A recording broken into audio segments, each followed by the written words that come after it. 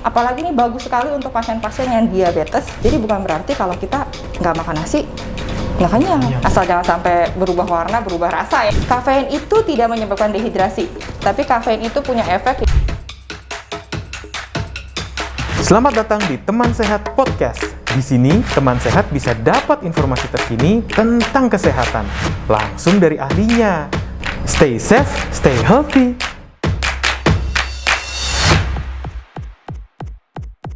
Hai teman sehat, ketemu lagi di Teman Sehat Podcast. Kali ini kita kedatangan salah satu dokter spesialis gizi klinik dari Rumah Sakit St. Carolus Sumarekon Serpong, yaitu dengan Dr. Mulyana Dayat, Magister Ilmu Gizi, Spesialis Gizi Klinik. Hai dok, apa Halo. kabar?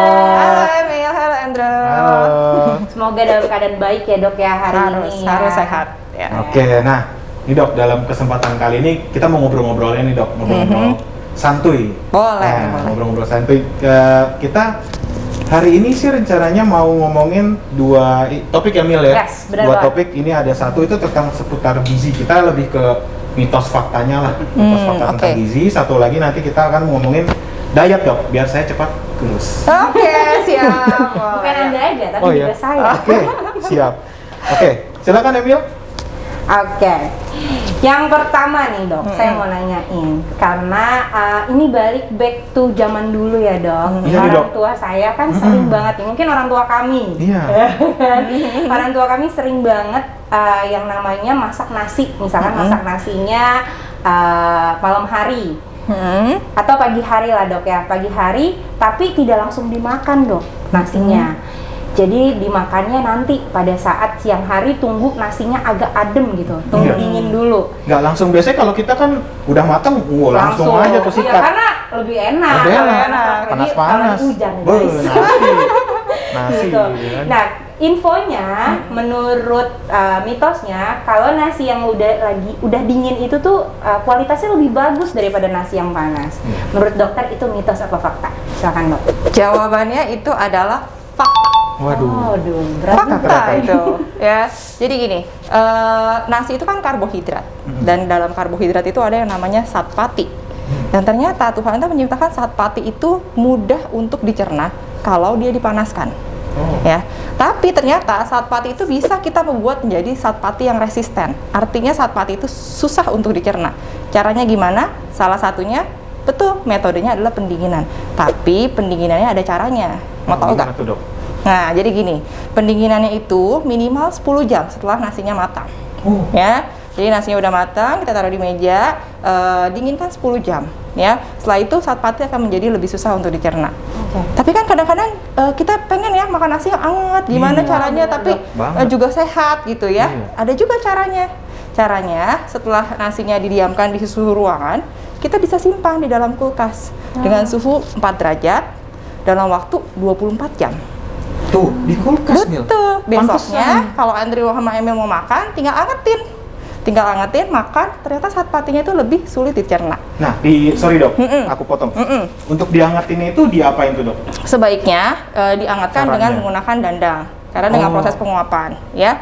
Nah, tujuannya apa? Dengan zat pati yang resisten atau susah dicerna itu, kita jadi lebih mengenyangkan. Apalagi ini bagus sekali untuk pasien-pasien yang diabetes atau kayak Andrew yang mau nurunin berat badan, itu Iya, bagus iya, loh. iya, Jadi benar, lebih benar. mengenyangkan. Oke, Gitu, oke. ya. Berarti diangetin itu dikukus ya dok ya? Caranya dikukus, bukan diangetin dimasukin ke ini lagi, apa namanya, ke Rice cooker, rice cooker lagi, enggak ya? Atau mungkin sekarang lebih praktis dimasukin ke microwave tuh dok. Oh, Karena jangan. itu- Malah nggak boleh ya? Malah itu tidak boleh dok ya. Karena dengan suhu yang sangat tinggi itu, apalagi microwave gitu ya, mereka kan ada sinarnya juga, itu akan merusak vitamin-vitamin dan mineral yang ada dalam nasi. Nasi itu walaupun karbohidrat, tapi di dalamnya ada serat, vitamin, dan mineral. Tapi dok, itu kan nasinya tadi dokter bilang bisa didiemin sampai 10 sampai 24 jam ya? Kalau untuk yang kita mau makan dalam kondisi dingin bisa didiamkan minimal 10 jam. Minimal 10 jam. Ya, Itu 10 jam. nasinya nggak marah dok didiemin? Wah, itu harus tanya yang masak. Itu harus tanya yang masak ya, Oh iya. Nah, tapi kan kalau orang Indonesia nih, apalagi warganet plus 62 punya prinsip hidup tuh, termasuk saya, kalau nggak makan nasi tuh bukan makan, kayak nggak kenyang gitu. Gimana tuh dok? Itu cara banyak kok, ngatasinnya tuh? benar. Itu banyak banget pasien saya juga kayak gitu. Dok, pokoknya di diet saya harus ada nasi dok. Kalau saya nggak makan nasi, mendingan gak usah diet. Karena kayak nggak makan, bener nggak? Gitu kan? Orang Indonesia emang kayak gitu. Karena mungkin kan makanan pokok kita sebagian besar nasi. Sekarang aku kasih gambaran ya. Misalnya nih, siap, Andre kan suka makan nasi kan? Ya, Nah, Andre aku kasih makan nasi 2 centong ya, sama 1 telur ceplok gitu ya, terserah mau pakai bumbu apa. Kenyang nggak? Kira-kira? Kurang. Kalau kurang aku kasih lagi 1 centong lagi nasinya. Jadi 3 centong. Jadi nasinya 3 centong, telur ceploknya 1 misalnya, atau 2 deh, aku kasih 2 bonus. Kenyang nggak? Kenyang sih. Kenyang. Kalau kurang kenyang aku tambahin lagi nih 4 centong. Kenyang sih, tapi kenyangnya jadi kayak gimana gitu. Kenyang ya. Terus yang kedua, itu kurang lebih kalorinya adalah sekitar, kalau 2 centong dengan 1 telur mungkin sekitar 500 ya. Kalau 3 centong mungkin sekitar 600. Nah, sekarang aku kasih lagi nih piring buat Andrew, isinya adalah kentang rebus tapi pakai kulit ya. Pakai kulit ya, udah dibersihin ya, udah dibersihin. Terus pakai sayur. Terserah Andrew suka sayur apa, kasih kurang lebih 200 gram ya. Terus kemudian kita kasih lauk hewaninya, misalnya Andrew suka apa? Hewani. Ikan suka gak? Ikan suka. Boleh file, ikan. file. Ikan file dipepes atau bumbu kuning atau mau Andrew grill boleh gitu ya. Kira-kira kenyang nggak? Misalnya kentangnya 2 gitu ya. Nah, sayurnya 200 gram. 200 gram itu kurang lebih kayak 2 tangkap. Terus pakai ikan. Kadang kalau secara visual memang kelihatannya nggak akan mengenyangkan sih. Tapi kadang kalau saya cobain ternyata ya kenyang-kenyang juga sama Nanti aja. coba sore ya. Iya. Coba sore ya gitu. Itu sebenarnya mengenyangkan karena seratnya jauh lebih banyak dibandingkan porsi yang pertama. Dan kalorinya tahu nggak berapa yang kedua? Berapa? Cuma 400. Oh, lebih kecil ya. Kalorinya lebih kecil, vitamin mineralnya lebih banyak, seratnya lebih banyak, lebih mengenyangkan. Jadi bukan berarti kalau kita nggak makan nasi nggak kenyang. Ya. Banyak cara kita bisa mengganti nasi gitu ya. Walaupun misalnya kita mau makan nasi, kita perlu tahu porsinya. Porsinya sih. Iya. Kadang Main hajar. Dua centong, 3 centong nggak berasa ya. Lauknya sih sedikit dong, Lauknya sedikit ya. Oh, berarti memang kalau nasi itu ya ternyata fakta ya dok, yang tadi kalau orang tua zaman dulu nih ibaratnya mereka makan nasi itu yang benar-benar udah dingin atau kalau bisa malah besokannya baru dimakan tuh ternyata emang lebih bagus ya. Asal jangan sampai berubah warna, berubah rasa ya, itu namanya udah basi. Iya, udah berubah warna, berubah rasa, basi ya. Sama udah kering. Udah kering. Mungkin. Lalu dok, kayak sekarang ini kan lagi sering beredar nih dok ya, toko-toko kopi nih dok. Para pencinta kopi warga 62 banyak banget ya. Salah satunya dok. Aku juga. Salah satunya. Cuma ada banyak orang mengatakan kalau kafein itu bisa menyebabkan dehidrasi dok. Kira-kira itu mitos atau fakta dok? Jawabannya adalah mitos. Ya, kafein itu tidak menyebabkan dehidrasi, tapi kafein itu punya efek yaitu diuretik.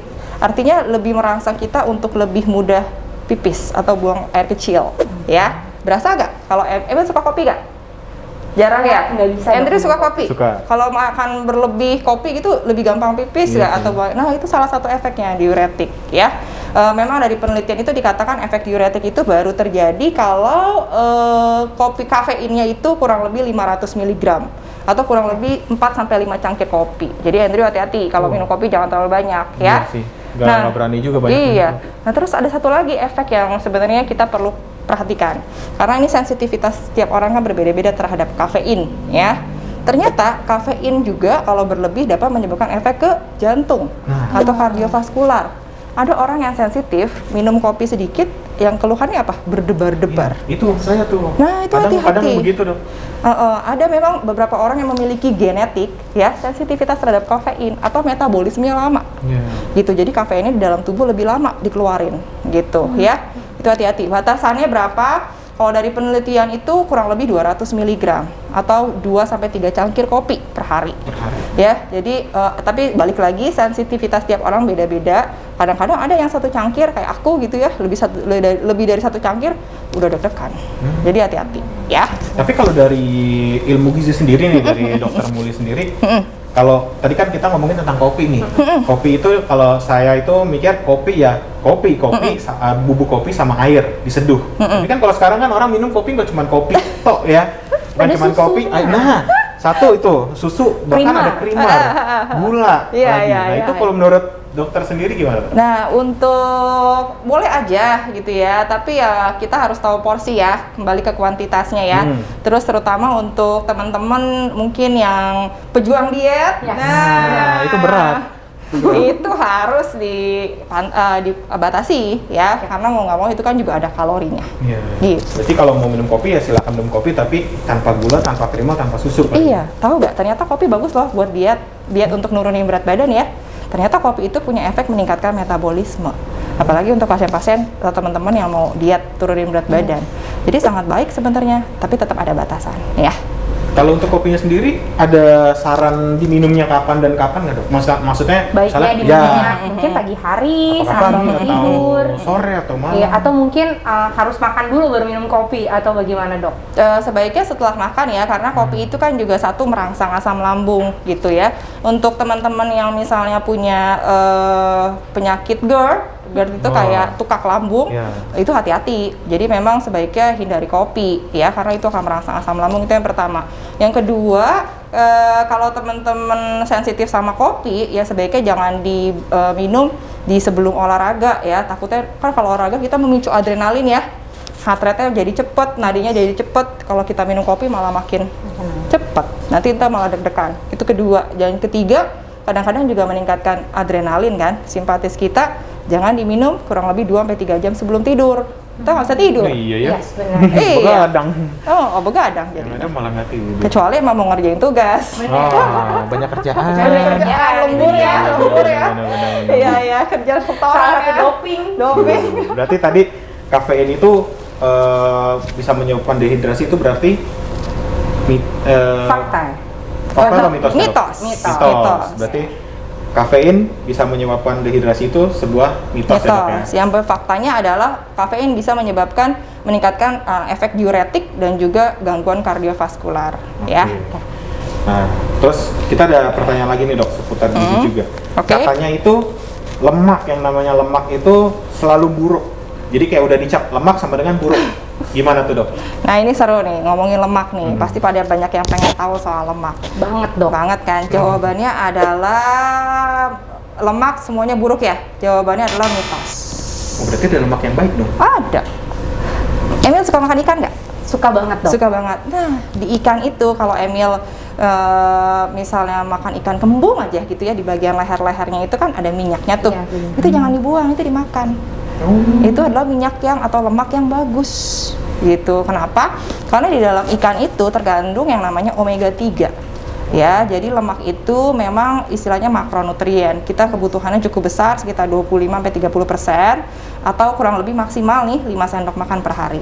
Tapi lemaknya itu dari 5 sendok, kita nggak bisa semuanya yang pilih yang lemak-lemak apalagi ya, sorry ya, misalnya di tukang gorengan yang makin hitam makin garing neng gorengannya. Itu. Nah, itu hati-hati, itu lemak yang jelek banget, radikal bebasnya tinggi. Pilihlah lemak-lemak yang baik. Contohnya apa? Alpukat, suka nggak? Wah, iya itu. Suka dok. Alpukat kan kita kenalnya buah ya, tapi ternyata lebih dari 90% isi alpukat adalah minyak. Minyaknya minyak apa? Minyak muva namanya ya, dan itu baik sekali ya. Kemudian omega 3 banyak kita dapat di ikan, atau contohnya chia seed seperti itu. Chia seed juga ada. Ya, chia seed juga banyak kandungan omega 3-nya. Ya, atau minyak-minyak sunflower, olive oil seperti itu juga adalah lemak-lemak yang baik. Ya. Makanya kalau kita lagi cek darah, cek apa kadar lemak tuh ada yang HDL, LDL itu ya dok ya, kalau yang dicek darah itu. Betul. Salah satunya itu omega 3. Salah satunya bisa meningkatkan HDL. Ya. Oke. Baru tahu saya. Iya, makanya. Kalau ternyata lemak itu ada yang baiknya juga ya dok ya. Iya, jadi kalau bosan makan ikan, makannya apa? Makannya ikan lagi. Makannya ikan lagi. Kan ikan banyak ya jenisnya ya. Oh iya. Ikan itu nggak cuma satu Pokoknya soalnya. Ikan Ikan lagi. Ikan terus aja, ikan Terus terus. bisa diapa-apain ya dok ya, bisa dimacam-macam Betul. juga ikan. Iya. Gitu, dan nggak bosan juga sih, karena ya enak juga, terus harganya juga nggak terlalu pricey juga ya dok ya. Betul. Yang mudah didapatkan juga. Iya, gampang sih. Kan kata orang omega 3 tuh tingginya di ikan salmon. Kita tahu harga ikan salmon kan lumayan ya. Cukup. Ya. Nggak perlu, ikan kembung aja cukup. Ternyata justru ikan kembung, satu ekor ikan kembung, kandungan omega 3-nya jauh lebih tinggi dibandingkan ikan salmon. Wah. Murah meriah kan si Nah. kembung-kembung ini. Besok yang jual ikan kembung laku nih. Laku Bang. ya, Langsung. Dibanding yang jual ikan salmon, harga ikan kembung naik. Harga ikan kembung naik. Tiba-tiba up di atas salmon. Iya. Nah, terus ngomongin yang tadi Dokter Muli juga sempat singgung kalau untuk yang lagi diet gitu kan. Katanya nih teman saya dulu ada lah, dia lagi diet, terus dia nggak mau makan daging, nggak mau makan apa, dia maunya makan buah sayur itu. Kalau menurut Dokter Muli gimana? Maksudnya kita nggak bicara ngomongin tentang vegan ya, tapi dia melakukan diet, tapi dia makannya buah. Gitu. Oke. Ini masih golongan mitos fakta ya? Iya, mitos fakta. Oke, jawabannya adalah mitos. Ya, setuju kalau buah dan sayur itu bagus banget karena dia mengandung keanekaragaman vitamin dan mineral. Dan buah dan sayur itu tergolong mikronutrien. Tapi ingat bahwa tubuh kita itu nggak hanya butuh mikronutrien, tapi juga butuh makronutrien. Dan semuanya itu harus dalam porsi dan komposisi yang seimbang. Jadi kita nggak bisa cuma makan sayur buah doang. Nanti kita kalau mau mikir gimana? Kan butuh karbohidrat, kan kita butuh karbohidrat. Daya tahan tubuh kita, sistem imun kita dari mana? Dari protein kan, nggak bisa dapat cuma dari sayur buah. Kalau kita mau mengatur suhu tubuh di dalam tubuh kita perlu apa? Perlu lemak gitu, walaupun tetap ada batasannya dan porsinya harus seimbang. Ya. Yang penting porsinya seimbang ya dok ya, maksudnya antara boleh makan daging gitu atau dan buah tapi tetap harus seimbang antara porsi-porsinya itu ya. Betul. Mungkin seperti yang piring di meja itu dok Iya, ya. Kayaknya saya dari tadi ngelihat kayak ada porsi-porsi gitu dok. Sayangnya nggak ada isinya ya. Iya bener, pas banget nih. Ya, jadi benar, ini yang aku bawa ini contohnya adalah piring makanku. Piring makanmu mana? Oh iya, ini kita nggak punya piring. Belum datang kayaknya. Jadi ini bisa, nah ini mumpung karena ada contoh, jadi nanti mungkin bisa teman-teman praktekkan ya, teman-teman sehat. Jadi ini adalah contoh piring makanku, ya. Bentuknya mungkin ada yang piringnya kotak, it's okay, nggak apa-apa, tapi yang penting porsinya yang mau aku tekankan. Jadi dalam satu piring ini ya, piring makanku ini kita adopsi dari Kementerian Kesehatan, ya. Jadi ini kita menganut prinsip gizi seimbang, ya. Piring makanku ini anggaplah piringnya berbentuk bulat, kita bagi dua, ya. Ternyata setengah yang pertama itu, ya, ini isinya adalah lauk pauk, 2/3-nya. 2/3-nya itu isinya lauk pauk atau kurang lebih 1 tangkap. Ya, nah terserah Emil mau isi nasi di sini, Emil mau isi jagung, Emil mau isi mie, boleh, ya. Kemudian, tapi kurang lebih porsinya 2/3, ya. Kemudian sepertiga yang dari setengah yang pertama ini isinya itu adalah lauk, gitu. Emil bisa tambahkan misalnya ikan, atau telur, atau tahu, tempe, boleh, ya. Nah, kita ngomong di setengah yang kedua. Yang setengah yang kedua ini adalah sayur mayur dan buah-buahan, ya. Dan yang setengah yang kedua ini 2/3-nya sayur, 1/3-nya buah.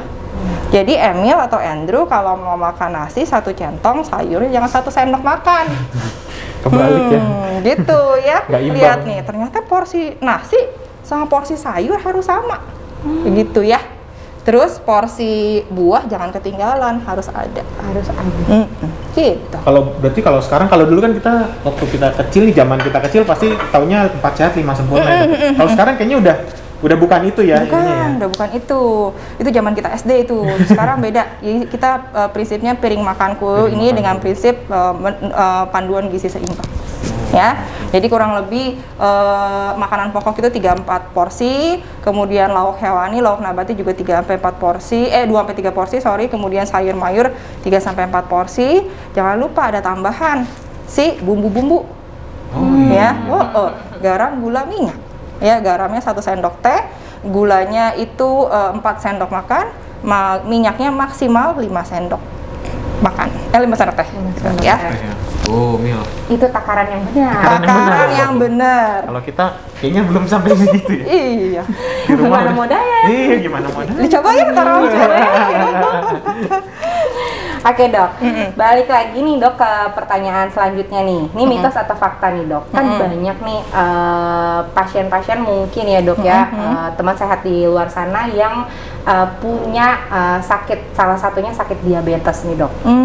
Oke, iya. Dan menurut infonya, ini benar nih, ini mitos atau fakta nih dok. Stop makan manis itu bisa menghilangkan gejala diabetes dan menurunkan gula darah. Oke. Gimana dok, mitos atau fakta? Jawabannya adalah mitos. Jadi gini, satu yang perlu dikoreksi adalah diabetes itu tidak bisa disembuhkan, ya, karena memang itu penyakit kronis. Tapi diabetes bisa dikontrol, gitu. Apakah pasien diabetes nggak boleh makan manis? Boleh. Tapi pemilihan manisnya itu dari mana? Yang baik itulah dari buah. Kan buah banyak yang manis ya. Mereka boleh makan manis. Kasihan sih sebenarnya kalau nggak makan manis, hambar ya hidupnya. Gitu, jangan, kasihan. Boleh makan manis tapi pilih dari manisnya buah. Buahnya pun biasanya kita ada pemilihan ya, kategori tertentu yang kadar glycemic index-nya yang rendah. Artinya apa? Kadar glycemic itu adalah ketika kita makan sesuatu kemudian akan dipecah menjadi gula darah dalam tubuh, ya. Semakin cepat kadar glycemic index itu makin tinggi. Kita cari buahnya untuk teman-teman yang diabetes, buah yang tergolong kadar glikemiknya medium sampai low. Contohnya nih yang tinggi nih ya, yang dihindarin apa? Durian, suka nggak? Wah, lagi musim nih. Hati-hati ya, itu kadar glikemiknya tinggi, artinya gulanya tinggi sekali. Kemudian semangka juga tinggi. Itu tinggi ya? Semangka tinggi. Jadi hati-hati nih, dua pilihan ini sebaiknya dihindari untuk pasien-pasien diabetes. Mangga juga tergolong tinggi, ya. Pisang tergolongnya tinggi tapi yang matang, yang agak kuning kecoklatan gitu ya. Kalau mau makan jadi boleh kuning agak kehijauan, ya. Kan banyak pilihan buah lainnya yang manis. Anggur boleh, ya. Apel boleh. Pir kan manis tuh, boleh, itu masuk medium glycemic index, ya. Gitu. Tapi kalau misalkan kayak makan makanan manis gitu, udah benar-benar harus di stop atau iya, mau nggak mau ya, gitu. Seperti gula pasir, gula merah, donat gitu ya, boba, jangan lupa boba itu ya, gitu. Kita kan ada sekarang gula-gula non kalori ya, itu bisa kita gunakan untuk teman-teman yang diabetes. Ya. Nah, terus ada lagi nih dok, pertanyaan mitos dan fakta. Katanya nih, ada yang bilang beberapa orang yang punya tulangnya itu besar ketika obesitas, alasannya katanya kalau orang yang obesitas itu infonya, nggak tahu ini mitos atau fakta, itu karena tulangnya yang besar. Itu mitos apa fakta? Obesitas tulangnya besar? Ya. Oke, itu adalah mitos. Jawabannya mitos. Kenapa? Karena balik lagi ke definisi obesitas. Obesitas itu adalah suatu kumpulan gejala dengan peningkatan massa lemak yang berlebih, gitu. Jadi masalahnya bukan si tulang, masalahnya si lemaknya, gitu. Coba dilihat perutnya masing-masing. Nah, otomatis ngeliat ke bawah. Berarti sebenarnya tulang manusia tuh semua sama aja gitu ya, mau yang badannya kayak gimana juga. Iya, jadi memang tulang itu kan ya memang ada beberapa yang tulangnya lebih besar gitu ya, apalagi tulang-tulang ras Kaukasian atau teman-teman kita yang mungkin dari Eropa gitu ya, itu tulangnya memang mereka besar dibandingkan kita yang Asia.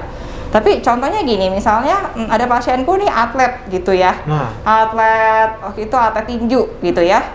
Atlet tinju tuh ototnya kan gede ya. Iya. Kalau kita cuma ukur dari berat badan sama tinggi badan, secara indeks massa tubuh dia masuk obesitas loh. Bahkan kan di atas 25. Tapi ternyata kalau lihat dari komposisi tubuh, ototnya besar, tulangnya besar, lemaknya lean banget, lemaknya rendah. Itu obesitas nggak? Nggak masuk. Karena sebenarnya itu tadi, balik lagi definisi obesitas bukan lihat dari tulang atau otot atau cuma dari berat badan aja, tapi lihat dari komposisi tubuh. Salah satunya adalah lemak. Masa lemaknya itu juga mesti diukur ya dok ya? Betul. Berarti jangan asal ngecap dirinya obesitas dok, tapi harus diperiksakan lagi ke dokter gizi. Masalahnya bukan diri sendiri yang ngecap obesitas, warganet. Biasanya warganet, bukan diri sendiri. Kalau diri sendiri mah enggak, kurus gitu kan. Warganet, kamu tuh obesitas gitu kan kata. Curhat ya saya ya. Curhat ya. Berarti fansnya banyak ya. Itu fansnya banyak. Balik lagi nih dok, ini mungkin jadi pertanyaan banyak banget nih teman sehat yang nanyain, apalagi mungkin teman sehat yang udah punya anak mungkin ya dok ya. Ini pertanyaan seputar tentang MSG dok. Oke. Ya, mungkin dari anak kecil sampai orang dewasa kan makanannya kandungannya rata-rata sekarang sudah mengandung yang namanya MSG ya dok ya. Dari atau apapun itu bentuknya dok. Nah, banyak orang di luar sana menginfokan kalau konsumsi makanan yang ada MSG-nya itu bisa bikin bodoh. Wah. Itu kira-kira mitos atau fakta nih, Dok? Oke, MSG ya, bikin bodoh gitu ya, atau istilahnya generasi micin. Generasi micin, makanya kan banyak anak-anak kecil itu. Iya. Oke, jawabannya adalah itu mitos. Ya, jadi gini, MSG itu tidak bikin bodoh, ya. MSG itu saya jelasin sedikit kandungan dari MSG ya. MSG itu sebenarnya dari monosodium glutamat, terdiri dari asam glutamat, asam aminoglutamat, dan juga sodium, yang artinya garam. Memang ada batas takaran, seperti yang saya bilang, gizi itu nggak bisa kekurangan, porsinya nggak bisa kelebihan, karena tetap akan ada efek samping. Sama seperti MSG, ya. Kalau kelebihan, efeknya apa sih? Memang kalau dari WHO itu batasnya, dari Kemenkes batasnya kurang lebih 5 gram per hari, Kemenkes kurang lebih 6 gram per hari. Kalau kelebihan, karena dia kan mengandung natrium ya, natrium kan garam. Kalau kelebihan apa? Darah tinggi. Darah tinggi, itu efek itu yang pertama. Yang kedua, MSG kalau makin banyak makin enak kan? Yes, benar. Bikin apa sih? Ketagihan. Iya. Ketagihan. Artinya nafsu makannya juga bertambah. Iya, benar. Resikonya apa? Obesitas. Bahkan ada beberapa penelitian menyebutkan addicted of MSG ini. Jadi kayak kecanduan sama MSG. Apa semua masakan dicampur MSG. Kalau nggak ada MSG, pokoknya rasanya nggak enak. Jadi tuh hati-hati. Itu adalah salah satu tanda-tanda gejala udah adiksi sama MSG. Ya. Jadi gitu. Nah, perlu diketahui bahwa ternyata MSG ini, kita kan Indonesia banyak banget ya rempah-rempah, bumbu-bumbu alami gitu ya. Itu bisa dipakai untuk penguat rasa. Tahu nggak? Makanan yang tinggi kan tadi MSG itu kan terdiri dari asam glutamat ya. Ternyata kita punya sumber makanan yang juga tinggi asam glutamat yang kita bisa pakai sebagai bahan alami untuk meningkatkan rasa. Tahu nggak apa? Apa tuh? Tomat.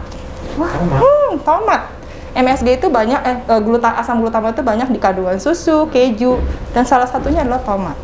Tomat hijau, tomat cherry, atau tomat biasa ya.